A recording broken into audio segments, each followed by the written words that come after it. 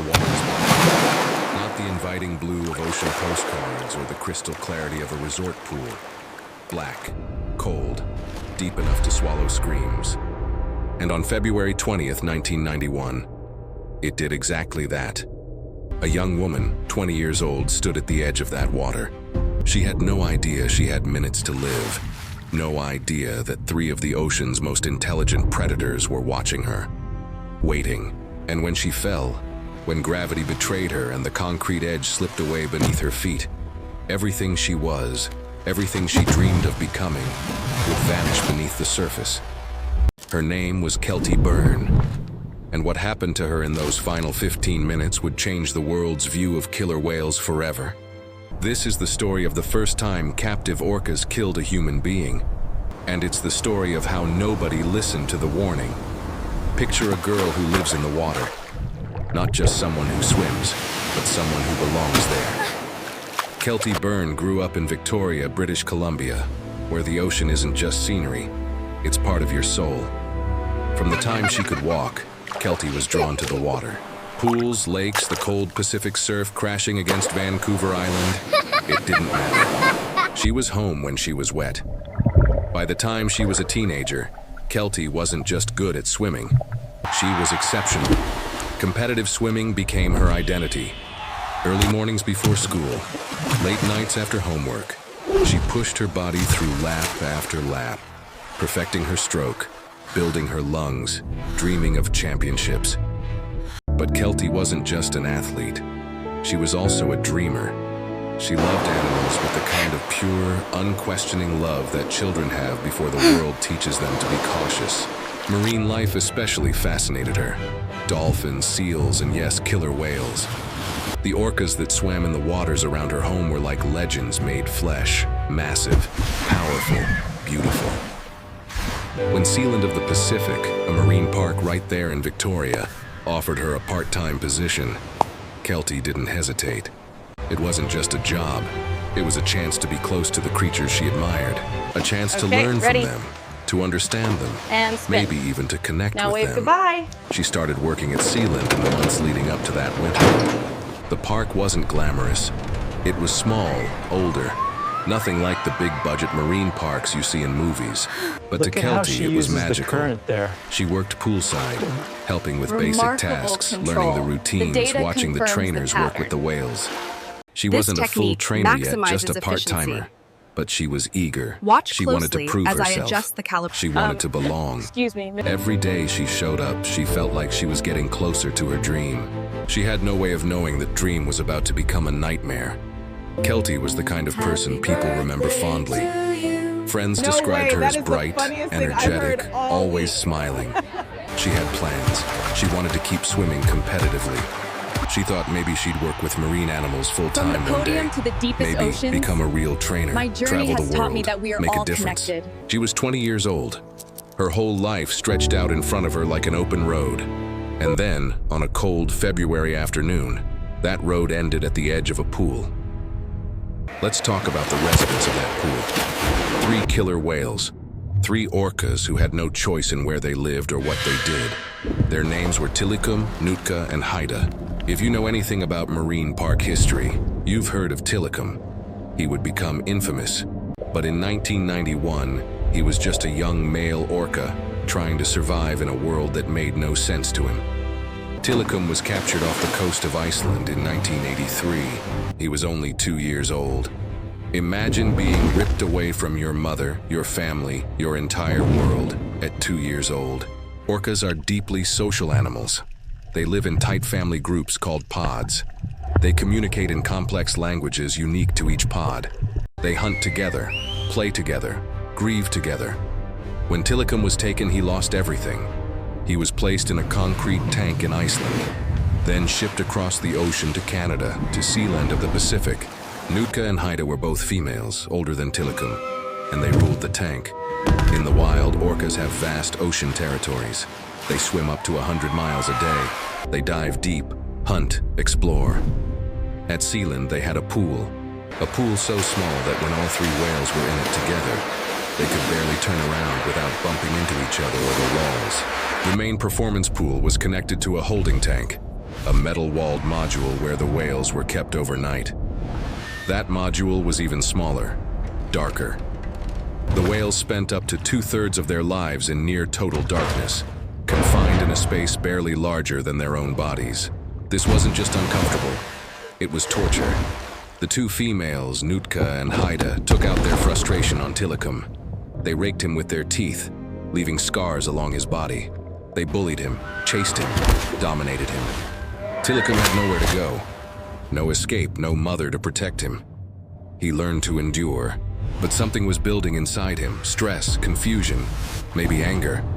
Animals remember pain, and Tilikum had a long memory. Orcas are apex predators. In the wild, they fear nothing. They hunt sharks, seals, even other whales. They're called killer whales for a reason, though the name is a mistranslation. They should be called whale killers because they sometimes prey on other whale species.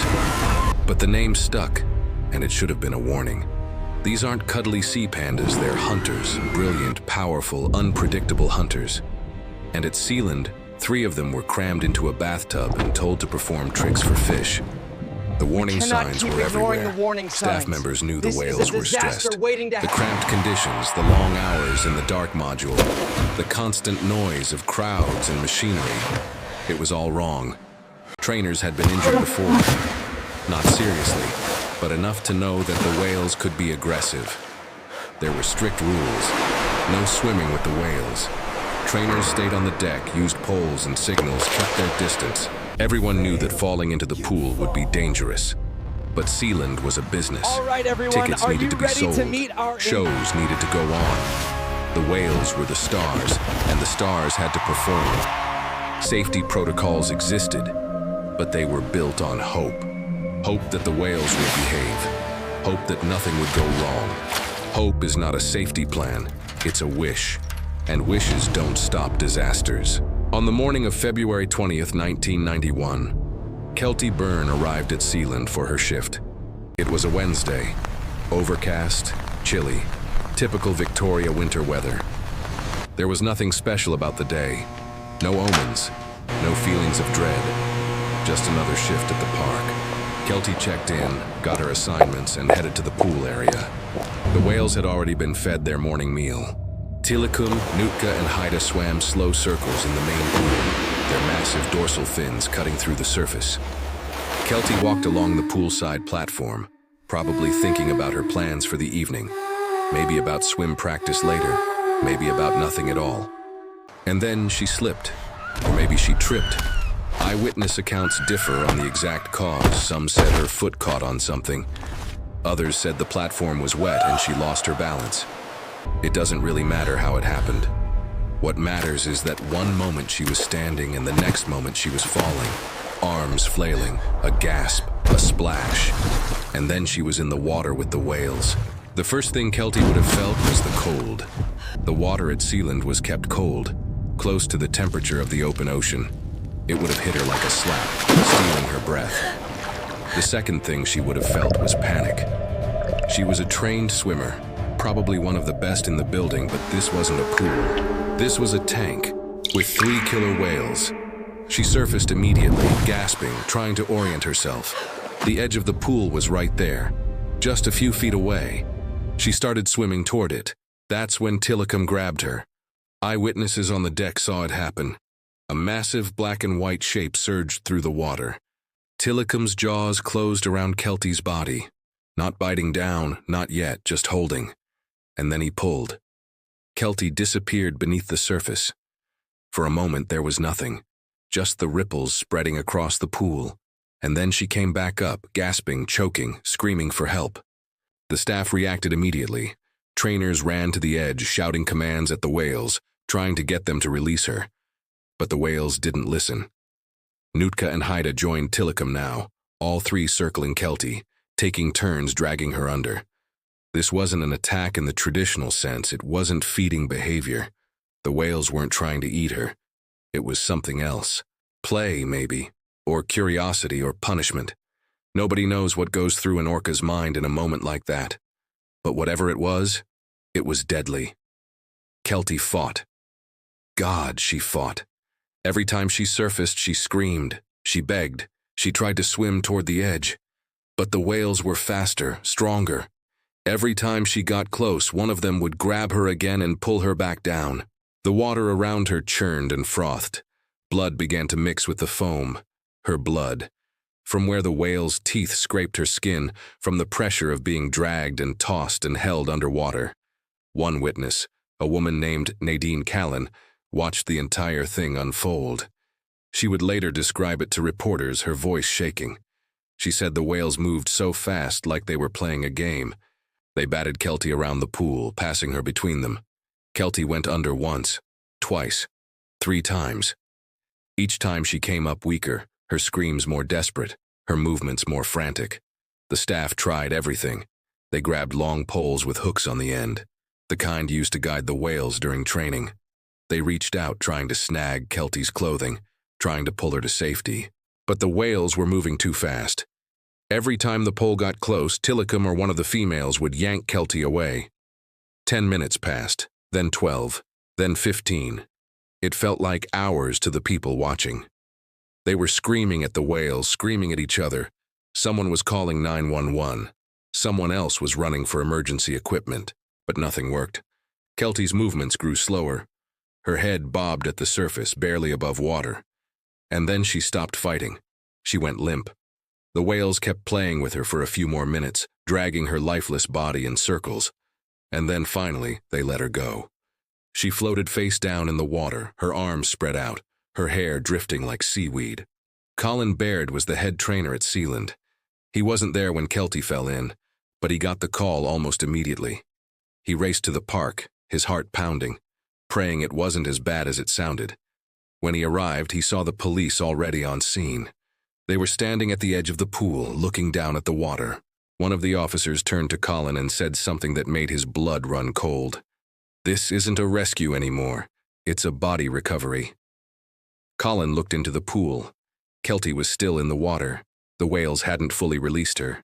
They were still near her, circling slowly, almost protectively. It took hours to get her body out. The staff couldn't just jump in. That would have meant more deaths. They had to wait for the whales to move to another part of the tank, to coax them with food and commands, to slowly, carefully, retrieve Keltie's body using nets and poles. When they finally pulled her out, it was over. There was no bringing her back. She had drowned, held under the surface by creatures she had admired, killed by the animals she wanted to help. The coroner's inquest was brutal in its simplicity. Cause of death, drowning. Manner, forcible submersion by Orca. 3 words that told the whole story. Killer whales had killed. It was the first time in history that captive orcas had taken a human life. But it wouldn't be the last. The news spread fast. A girl killed by whales at a marine park. The media descended on Victoria like vultures. Reporters camped outside Sealand, demanding answers, interviewing witnesses, replaying the horror over and over on the evening news. The public was divided. Some people were outraged at the whales, calling them monsters, demanding they be destroyed. Others were outraged at Sealand, blaming the cramped conditions, the poor safety standards, the whole concept of keeping wild animals in captivity for entertainment. Both sides had a point, but Keltie was still dead, and someone had to be held accountable. Sealand of the Pacific didn't survive the scandal. Attendance dropped, protests grew louder. Animal rights activists set up outside the gates, holding signs, chanting slogans, demanding the park be shut down.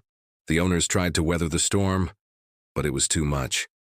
In September 1991, just 7 months after Keltie's death, Sealand announced it was closing. The whales were put up for sale. Nootka and Haida were eventually transferred to other facilities. But Tilikum, the young male orca who had grabbed Keltie first, he was a problem. He was aggressive. He was unpredictable. Nobody wanted him. Except SeaWorld.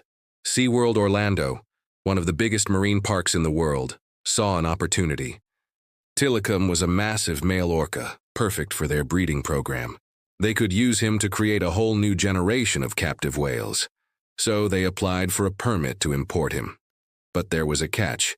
Tilikum was originally from Iceland, and Iceland had strict rules about captive animals. If Sealand closed, There was a chance Tilikum could be sent back to Icelandic waters, maybe even rehabilitated and released. SeaWorld couldn't let that happen, so they played dirty. In January 1992, before the import permit was even approved, a SeaWorld executive named Brad Andrews wrote a letter to Iceland's Minister of Fisheries. In the letter, he suggested that returning Tilikum to Iceland could be dangerous. He claimed that Tilikum might be carrying diseases, something he called subclinical organisms, that could spread to wild orcas and damage the local fishing industry. It was a scare tactic, and it worked. Iceland responded by banning the return of any captive orcas to their waters. Tilikum was trapped. He would never see the ocean again. SeaWorld got their whale. And they got him cheap, framed as a rescue mission. They claimed they were saving Tilikum from poor conditions at Sealand, giving him a better life in Florida. But the truth was darker. SeaWorld had lied to the U.S. government. In their import application, they stated that all 3 Sealand whales had no medical conditions and were behaviorally normal. No mention of Keltie Byrnes. No mention of the aggression. No mention of the fact that one of these whales had drowned a woman just months earlier. They knew. And they brought him to Florida anyway. Tilikum lived at SeaWorld Orlando for 25 years. And in that time, 2 more people died. In 1999, a man named Daniel Dukes snuck into SeaWorld after hours and somehow ended up in Tilikum's tank. His body was found the next morning, draped over the whale's back, covered in bruises and bite marks. SeaWorld called it trespassing, an accident. Not the whale's fault, but the pattern was forming. Then, in 2010, it happened again. Dawn Branchot was one of SeaWorld's most experienced trainers. She had worked with Tilikum for years. She loved him, trusted him. On February 24, 2010, almost exactly 19 years after Keltie Byrnes' death, Dawn was interacting with Tilikum after a show. She was lying on a platform at the edge of his tank, talking to him, rewarding him. And then, without warning, Tilikum grabbed her. He pulled her into the water, dragged her down, held her under. When it was over, Dawn was dead. Killed in front of a crowd, killed by the same whale that had killed Keltie Byrnes, killed by a system that valued profit over safety, entertainment over ethics. The documentary Blackfish came out in 2013, telling Tilikum's story. It sparked a global conversation about Orca captivity. SeaWorld's reputation collapsed, attendance plummeted. They eventually ended their Orca breeding program and phased out theatrical shows. But it was too late for Tilikum. He died in January 2017, still in his tank, still in captivity, after 33 years of confinement. His body was covered in scars. His dorsal fin, once proud and tall, had collapsed to the side, a deformity that happens to almost all captive male orcas, but is almost never seen in the wild. He was a broken creature, a prisoner, a killer. So what do we take from this? What's the lesson? Some people will say it's simple. Wild animals belong in the wild. Don't capture them. Don't confine them. Don't force them to perform. And yes, that's true. But it's deeper than that. Keltie Byrnes didn't die because orcas are evil. She died because humans made choices. Choices to capture whales. Choices to keep them in tiny tanks. Choices to ignore stress and aggression. Choices to prioritize money over welfare. Every step of the way, people knew better. And they did it anyway. Keltie was 20 years old. She loved the water. She loved animals. She had dreams. And in 15 minutes, all of that was taken away. Not by a monster, not by a villain, but by a system that failed. A system that failed Keltie. A system that failed Tilikum. A system that continues to fail animals in captivity around the world. When you watch a marine park show, when you see an orca jump through a hoop and the crowd applauds, remember Keltie Byrnes. Remember that the water is black. Remember that something terrible has already happened. And ask yourself, is this worth it? Is 15 minutes of entertainment worth a lifetime of suffering? Is a photo op worth a human life? Keltie Byrnes' name should be remembered, not as a tragedy, not as a cautionary tale, but as a person. A young woman who deserved a future that was stolen from her in a pool that should never have existed. The water was black, And it took everything.